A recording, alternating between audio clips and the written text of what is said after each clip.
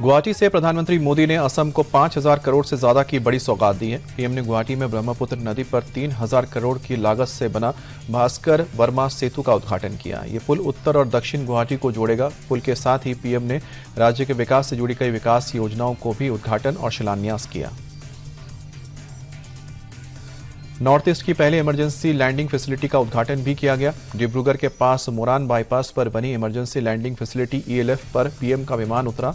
ये air strip सैन्य रणनीति के लिहाज से काफ़ी अहम है, क्योंकि ये इलाका चाइना बॉर्डर से लगभग 100 किलोमीटर दूर है और साथ ही ये एयर स्ट्रिप से नॉर्थ ईस्ट में प्राकृतिक आपदाओं, युद्ध जैसे हालात में बचाव और राहत ऑपरेशन में तेजी आएगी। डिब्रूगढ़ में बनी इमरजेंसी लैंडिंग फैसिलिटी ELF पर वायुसेना के लड़ाकू विमानों का एयर शो भी देखा गया। राफेल, सुखोई समेत 16 लड़ाकू विमानों ने अपना करतब दिखाया।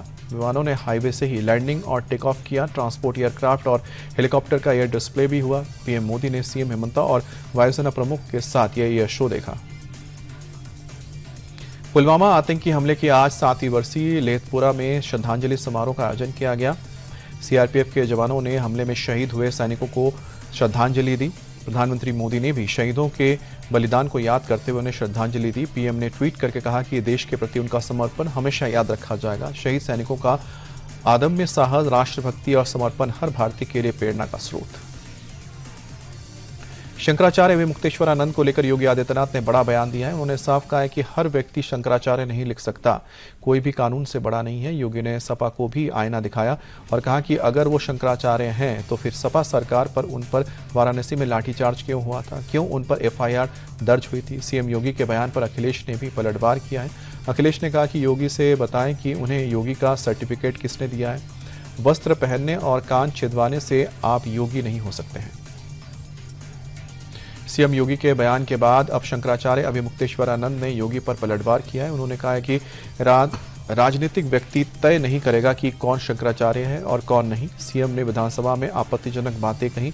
राज्यपाल को मामले में संज्ञान लेना चाहिए। शंकराचार्य ने कहा कि जो अहंकार 2015 में अखिलेश यादव के सिर पर था, वही अहंकार आज सीएम योगी में है। यूपी में समाजवादी पार्टी के नेता की सनक सामने आई है। दरअसल औरैया में एक सड़क का निर्माण हो रहा था। RCC ढलाई की गई थी, लेकिन SP के सन की नेता ने कच्ची ढलाई पर ही फॉर्च्यूनर गाड़ी दौड़ा दी, जिसके पूरी सड़क खराब हो गई। जिससे इसका वीडियो BJP ने शेयर करते हुए लिखा है कि गाड़ी पर सपा का झंडा और उसमें बैठा एक गुंडा। केंद्रीय कृषि मंत्री शिवराज सिंह चौहान ने नेता प्रतिपक्ष राहुल गांधी पर फिर से हमला बोला है। इन्होंने राहुल पर किसानों को गुमराह करने का आरोप लगाया। शिवराज ने कहा कि राहुल लगातार झूठ बोल रहे हैं। अमेरिका के साथ हुई ट्रेड डील को लेकर वो किसानों को गुमराह करने की लगातार कोशिश कर रहे हैं, लेकिन झूठ कितना भी जोर से बोला जाए वो सच नहीं बन सकता। ट्रेड डील में सरकार किसानों के हित को सबसे ऊपर रखी है। देशवासियों को कंफ्यूज करना बंद करें राहुल। मुंबई के मुलुंड इलाके में बड़ा हादसा हुआ है, जहां पर एक निर्माणाधीन मेट्रो पिलर का हिस्सा गिर गया, जिसकी चपेट में ऑटो रिक्शा समेत कई गाड़ियां आ गई। हादसे में 4 लोगों के घायल होने की खबर है, जबकि कई गाड़ियों को भारी नुकसान पहुंचा है। फिलहाल मौके पर राहत और बचाव का काम किया जा रहा है। पुलिस और प्रशासन की टीम पहुंच गई है। घटना के बाद इलाके में अफरा तफरी मच गई।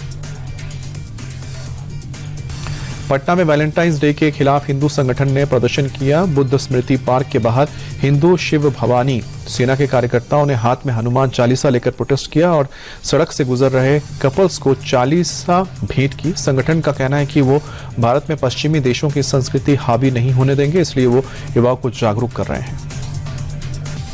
दिल्ली में एक बार फिर से तेज रफ्तार का कहर देखने को मिला है, जहां एक तेज रफ्तार स्कॉर्पियो ने 3 से 4 लोगों को टक्कर मार दी। इस हादसे में एक बुजुर्ग की मौके पर ही मौत हो गई। बताया जा रहा है कि स्कॉर्पियो गाड़ी मयूर विहार की तरफ से आ रही थी। तेज रफ्तार स्कॉर्पियो पहले डिवाइडर से टकराकर पलटते हुए बाईं तरफ फुटपाथ पर चढ़ गई और बताया जा रहा है घटना के वक्त 3 लड़की और 2 लड़कियां सवार थे, जिनकी उम्र 22 से 25 साल के बीच है। गुजरात के बनासकांठा में फूड डिपार्टमेंट ने पालनपुर के GIDC में छापा मारा तो 1200 किलो से ज्यादा संदिग्ध मिलावटी घी मिला है, जिसे जब्त किया गया है। जब्त किए गए घी की कीमत करीब 8 लाख बताई गई है, जिसे खाद्य विभाग ने सैंपल लेकर लैब में जांच के लिए भेजा है। पिछले कुछ दिनों से फूड डिपार्टमेंट खाने की चीजों में मिलावट के खिलाफ एक्टिव रूप से कार्रवाई कर रहा है। खाद्य विभाग का कहना है कि लैब रिपोर्ट आने के बाद सख्त कानूनी कार्रवाई की जाएगी। अहमदाबाद पुलिस ने अंतर्राज्यीय बाल तस्करी रैकेट का भांडाफोड़ किया है। पुलिस ने अहमदाबाद एयरपोर्ट से 15 दिन के नवजात के साथ 4 आरोपियों को पकड़ा है, जबकि डाता से मुख्य आरोपी यूनिस सिंधी को गिरफ्तार किया है। जांच के दायरे में एक नर्स भी है जो इस रैकेट की मुख्य कड़ी भूमिका निभाती है। शुरुआती जांच के मुताबिक स्किन टोन और लिंग के आधार पर बच्चों की कीमतें तय होती थीं। जम्मू कश्मीर में बीएसएफ और पुलिस को बड़ी सफलता मिली है। भारत पाक सीमा के पास आरएसपुरा सेक्टर से बीएसएफ और पुलिस के साझा ऑपरेशन के दौरान 20 करोड़ रुपए की 4 किलो हेरोइन बरामद हुई है। सुरक्षा बलों के मुताबिक नशीले पदार्थ की ये खेप पाकिस्तानी ड्रोन से 2 अलग-अलग समय पर गिराने की कोशिश की गई, जिसे सुरक्षा बलों ने पूरी तरह से नाकाम कर दिया। पुलिस ने मामले में 2 आरोपियों को भी गिरफ्तार किया है। जम्मू कश्मीर के भदरवा और डोडा में भारी बर्फबारी के बाद आज मौसम साफ नजर आया, जिससे नज़ारा बेहद खूबसूरत हो गया। पहाड़ों पर बर्फ की सफ़ेद चादर ओढ़ ली है, तो वहीं पर सड़कों पर भी बर्फ की मोटी चादर बिछ गई है। भदरवा के सबसे मशहूर टूरिस्ट स्पॉट गुलदांडा सैलानियों के लिए खोल दिया गया है। गुलदांडा में पर्यटक दिलकश नज़ारा का आनंद लेते नजर आए, तो कुछ लोग बर्फ के साथ मस्ती करते दिखे। आंध्र प्रदेश के विजयवाड़ा रेलवे स्टेशन पर बड़ा हादसा होते होते टल गया। दरअसल रेलवे स्टेशन पर चलती ट्रेन में चढ़ने के दौरान एक युवक का पैर फिसल गया और उसका पैर प्लेटफॉर्म और ट्रेन के बीच फंस गया। इसी दौरान ड्यूटी पर तैनात आरपीएफ कांस्टेबल ने फौरन दौड़ते हुए युवक को खींच लिया, जिससे यात्री की जान बच गई। ये पूरी घटना सीसीटीवी में कैद हो गई। सेबी ने 5 कंपनियों के आईपीओ को हरी झंडी दे दी है। ड्यूरोफ्लेक्स और हेक्सागन न्यूट्रिशन समेत 5 कंपनियां अपना आईपीओ लेकर आएंगी। अगले कुछ महीनों में सभी कंपनियों का आईपीओ मार्केट में आ सकता है। इन 5 कंपनियों को सेबी ने हरी झंडी दी है। उसमें Duroflex, Virupaksha organics, premier industrial, Om power और हेक्सागन न्यूट्रिशन शामिल है। 13 फरवरी को सेबी ने इन कंपनियों के ड्राफ्ट पेपर्स पर अपनी ऑब्जर्वेशन जारी की। डीजीसीए ने एयर इंडिया पर $1.10 लाख का जुर्माना लगाया है। डीजीसीए ने एक एयरबस विमान को बिना एयरवर्थनेस के रिव्यू सर्टिफिकेट के 8 बार उड़ाए जाने के बाद एयर इंडिया पर जुर्माना लगाया। डीजीसीए ने आदेश में कहा है कि इस चूक से लोगों को भरोसा एयर इंडिया पर कम हुआ है। रिपोर्ट्स के मुताबिक एयरलाइंस ने चूक की जानकारी खुद डीजीसीए को दी है। एयर इंडिया ने कहा है कि जांच में जो भी कमियां पाई गई हैं उन्हें पूरी तरह ठीक किया जाएगा। एप्पल इंडिया अब देश में अपना 6ठा एक्सक्लूसिव स्टोर खोलने जा रही है। मुंबई के बोरीवली में एप्पल का स्टोर 26 फरवरी को ओपन होगा। इसके साथ ही एप्पल का मुंबई में दूसरा स्टोर बनेगा। दिल्ली, बेंगलुरु, पुणे और नोएडा के बाद एप्पल की कई शहरों में स्टोर खोलने की तैयारी है। कंपनी के सीईओ टिम कुक ने कहा है कि भारत में वो बिजनेस को लेकर उत्साहित है। कंपनी 2027 तक भारत में 10 से ज्यादा स्टोर्स खोलने की तैयारी में है।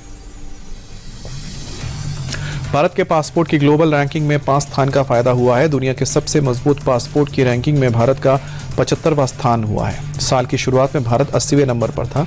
हेनली पासपोर्ट इंडेक्स की फरवरी रिपोर्ट के मुताबिक अब भारत 75वें स्थान पर है। इस इंडेक्स में पाकिस्तान को 97वें नंबर मिला है। भारत के लोग 56 देशों में बिना वीज़ा फ्री या फिर वीज़ा ऑन अराइवल के जरिए जा सकते हैं। वहीं रैंकिंग में सिंगापुर सबसे ऊपर है। सिंगापुर के पासपोर्ट से 192 देशों में वीज़ा फ्री यात्रा हो सकती है।